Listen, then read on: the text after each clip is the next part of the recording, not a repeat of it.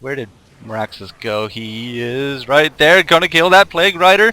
Yep, gonna kill that Plague Rider. No smackdown from Fresh. There was a smackdown up, but it wasn't him. Shrunken Head on the Soul Steer. He's just gonna decimate that Pharaoh, and there comes the Malphite. So not exactly in the correct order that we wanted, but hey, it still got the job done. That's 4 kills down now, and it does look like there's the 5th. Genocide coming out for binary evasion. That kind of really puts them very far into the red at this point. 13,000 experience, 16,000 gold, and now even a tower. That defensive glyph might have been better used on the barracks, but they just chose to use it where.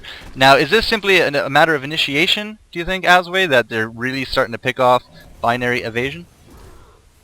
Well, binary evasion has Sandwraith, Bubbles, and Pharaoh, which are 3 really good initiating heroes, but I think they just won their tri-lane bottom.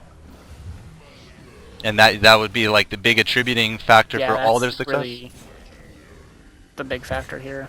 Okay, BDiz, do you agree with that? Is there anything else that you see as a big key thing here? I think for one, in that last team fight, Pharaoh ulted in onto a Soul Stealer whose BKB was yet to be used. Hellfire is great against Soul Stealer before he gets a BKB, because if he's trapped alone, he can't get a handoff, he can't get his ult off. But once he has it, you're just basically suiciding yourself on Pharaoh, unless you have Barbed Armor to return all of that damage back to Soul Stealer. So I think that's one little error that happened there, but I don't know, I think MSI just took a dominating creep farm lead in all of their lanes, and that's just given them this lead. Yeah, it's definitely a sizable lead at this point. I mean, maybe we're going to be congregating here at the Kongor, or maybe not, as they start running away the other way. But Meraxis was able to pick up quite a few kills there. Now I'm just checking him out. This is a thought that occurred to me when he came out. Barbed Armor, core item, yay or nay. Regardless, he has it. What do you think of the item build that Fresh has gone here on Meraxis, Asway? Oh, it's great. He blinks in and barbs armor, and returns all the damage taken. Really good choice. Okay, BDiz? In terms of Meraxis, when he pops his ultimate Matrax, if you attack him and do damage to him, he doesn't actually take damage, but his ult does no damage to you. But if he has Barbed Armor, you're kind of like put in this pickle. Like, you want to attack him so his ult doesn't hurt you, but if you attack him, you're taking damage from Barb. So I think it's a really good item pickup from Fresh. Okay, so there you go, folks. If you were wondering how to play that Meraxis, Fresh Pro has the answer. Portal Key, Barbed Armor, Treads. We are able to take down this Kongor. We had some snot rockets going off, I guess, trying to snipe that Kongor, or even just a kill, but MSI a little too smart for that. So good try there, Pharaoh. You tried your best, but not able to grab that. It does look like Pharaoh has a few incomplete items sitting on him. What do you think this Pharaoh could try to do? I mean, he is really kind of, as you said, the initiation part of the team with that bubbles. And, I mean, Sandwraith can just teleport anywhere he wants, except, of course, when he's being focused down like he is right now. Did I see a Codex come out just now? Yes, Codex on Soul Stealer. Oh, man. Level 2. Oh, man. I don't know, is that a sign of, hey, we got this game in the bag, or is that like a serious pickup that I don't remember? That was a great Sans Curse on Glacius. I think it's really just yeah, go ahead. That's pretty much just saying, hey, it's over, we win. I have a Dagon. Or Codex, rather. Yep. Just a fun little pickup for him. SS Codex. I see a smiley face in IRC. People really seem to enjoy that kind of play style. So, that being said, I mean, yeah, we have a token. Who actually picked up the token? Was it Soul Stealer? Yeah, very evident that it should have been Soul Stealer from the get-go. But, yeah, we do have, a little bit of a Pharaoh initiation going here on Meraxis. He's going to try his best, but there's 4 heroes. How did he get out of that with a portal key? Does Barbed Armor reflect all damage and lets you keep a portal key open? Or was that because of the matrix? It's when his ult, he doesn't actually take any damage. His ult absorbs the matrix. Yep. So he's able to blink away. Yep. Great. Soul Stealer coming in, grabbing 2 kills there. Double tap on 2 very squishies. Although Sandwraith shouldn't actually be that squishy. He's 1,400 hit points, but he went down fast, so it's kind of squishy like that. Plague Rider also dying to Nova, who is Glacius. I didn't even see Nova anywhere near that, but oh, there he is. He's doing some counter warding. And right now, I mean, 3 heroes down. We got all 5 MSI up. This middle tower is looking very juicy, especially to a double damage Soul Stealer. So this could definitely be very, very problematic. But no, they're going to go down south. And well, at least 3 of them are going to go down south. Going to try to pick up these Raxes as Soul Stealer ports in. He's level 18, kind of just dominating the experience charts at this point, as he's doing very well. And now we're going to be taking out this melee Rax. I mean, with only 3 heroes to defend, not too much that Binary Evasion here can do. Although MSI is taking their time on focusing this down. Are they just waiting for a 5v5 to kind of do something? Because they're about to get it. Pharaoh's come in here. We have the Mummy Walls. He's doing an ultimate onto the Soul Stealer. So Soul Stealer uses everything he can, but a lot of death and decay going around. It does look like we have a shrunken head on Meraxes. It's not going to save him, though.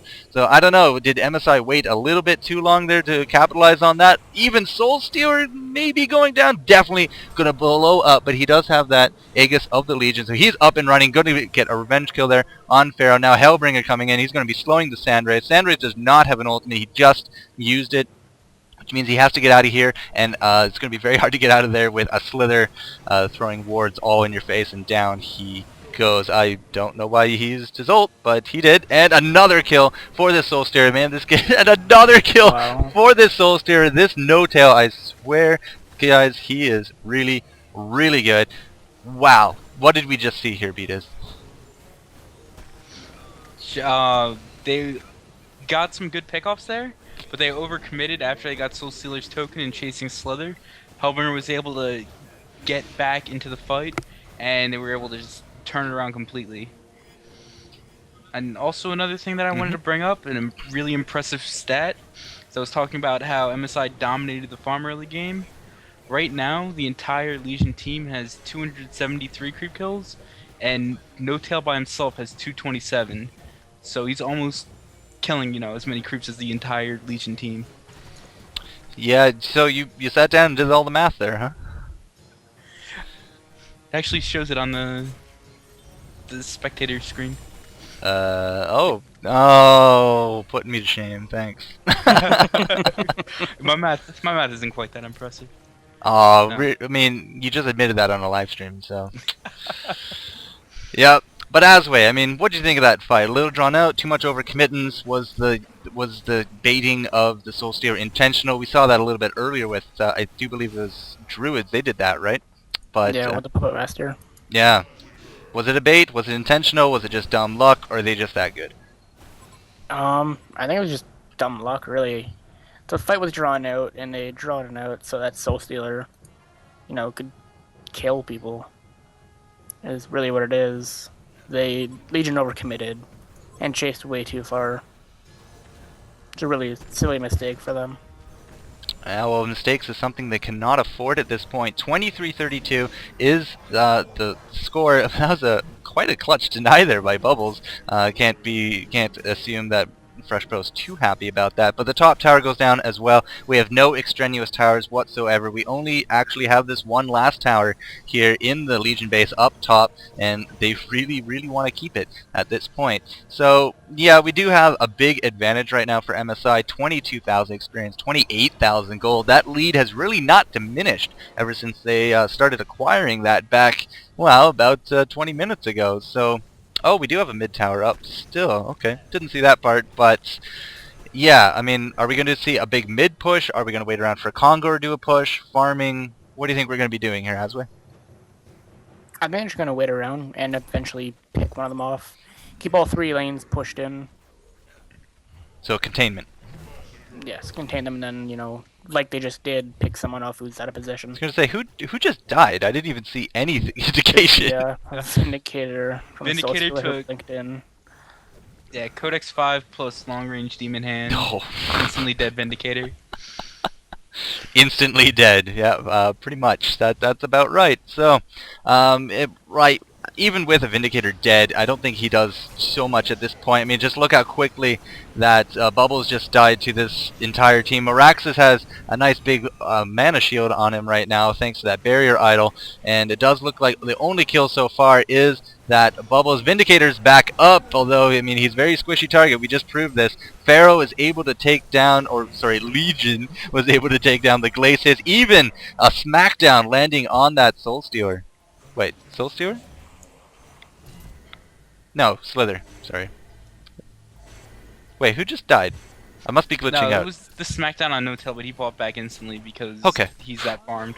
Good. It's like, uh-oh, am I bugged? Because this is not going to look good on YouTube. But yeah, alright, so there we go. All those kills going down, and it is now 35-26. But, I mean, with all this base fighting, at this point, I mean, we're just letting the creep waves down bottom just filter into there, and they're using it to great advantage, just taking away everything. Look at how slow the Sandwraith goes as he goes down. Denied by his Plague Rider friend. That was really clutch. That would make me really mad, personally, but yeah, denied. I mean, denying heroes and your friends and all that. Do you guys do that a lot? Yes. Do you like yeah, doing it a lot? When we play public games, we actually try to deny people so they die. Well, yes, that is the point of the deny. But the deny is to make them die for the right people. Instead of, you know, dying for the enemy. It looks like another kill going down with this Soul Steer. I mean, it's really not much of a fight anymore. It's more closer to massacres, bloodbaths, annihilation, hat tricks, you know, whatever descriptive name you really like. I mean, this MSI team is not exactly top hit points, but at the same time, there's no one really that can stop them. This will be the second set of Raxes, and that is probably going to be spelling the GG. So binary evasion, I mean, like, was it just simply a matter of initiation? Were they outpicked, not aggressive enough? What do you think here, Asway? Sandwraith is a very iffy hero. If he doesn't, you know, come out on top at the 20-minute mark, very, very hard for him to come back at all. And I think they really got outplayed completely. No Tail winning mid in a dominant fashion. Again. Didn't help the cause either.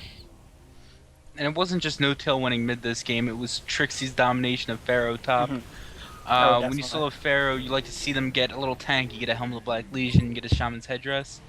Dreamwalker instead couldn't get any of that because he was just so dominated in his lane. I'm just sorry, I'm just watching the dominations here at the fountain. You know the game's really over when you can't leave your fountain to any kind of degree. Bubbles somehow finished up a Shrunken Head. Not too sure how long he's at it, but there it is. And now we're just ticking away at this road tree. This is definitely a good game, ladies and gentlemen. This means MSI taking the series 2-0 over binary evasion. I had to think of that for a second there. But 2-0 MSI, 41-26 this game. Very big dominance in the last game as well. Just simply winning their lanes early that just paved the road for the rest of them. And that is this entire semifinals game series. Now, I do believe Druids went up against 48B, I think is their name, 49B. So I'm not too sure how that's going. We will check in on that with everyone, but we should be seeing everyone in the finals coming up pretty soon. So, quick opinions about the games, guys? BDiz? Yeah, sorry. I was just checking how Druids vs 48B is going. But, just MSI, pure domination, No Tail, played fantastic as always. Trixie, Slither, always a treat to watch, and even getting to see more axes for the first time I've seen in a competitive game. Very impressive play from everyone, really, on FnaticMSI. Even shout out to Nova because his counter warding, especially in game 1, the early counter wards were just superb and really let them push their edge over binary evasion. Alright, Asway? Yeah. I have to agree with BDiz. Really just a dominant fashion from Nova and No Tail. Even Trixie just, you know, doing their thing and doing what they gotta do and carry the game. Alright, fair enough. So we will be following MSI into the finals unless we can hop into one of the Druids games. Not too sure. We will check in on that. Stick around in the IRC channels. Make sure you stay tuned to GameReplays.org and GameEgg. I'm the Four Court Jester. With me today was Asway and, of course, the BDiz himself on a prayer on our live stream camera. Thank you very much, gentlemen, and we will see you all in the next game.